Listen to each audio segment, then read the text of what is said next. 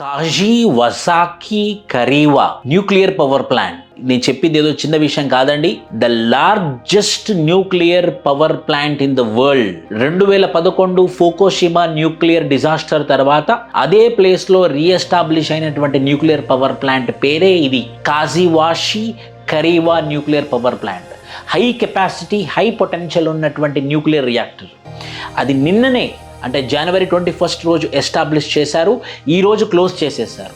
అయితే ఏవైతే control rods ఉంటాయో న్యూక్లియర్ పవర్ ప్లాంట్లో, అది ఏం చేస్తుందంటే న్యూట్రాన్స్ని అబ్జర్వ్ చేసుకుంటుంది అనమాట. సో దట్ ఆ హీట్ ఏదైతే జనరేట్ అవుతుందో కంట్రోల్ చేయడం కోసం ఆ కంట్రోల్ రాడ్స్ పని చేయకుండా పోయిందనమాట. సో అది గనక వాళ్ళు చెక్ చేయకపోయి ఉంటే the biggest nuclear disaster in the world అయ్యేది ఈ పర్టికులర్ ప్లేస్లో. ఆల్రెడీ 2011లో జరిగినటువంటి ఫుకుషిమా న్యూక్లియర్ రియాక్టర్ డిజాస్టర్ ఇంకా మనుషులు మర్చిపోలేదు. అది మర్చిపోకముందే ఇంకో బిగ్గెస్ట్ న్యూక్లియర్ డిజాస్టర్ వచ్చేది.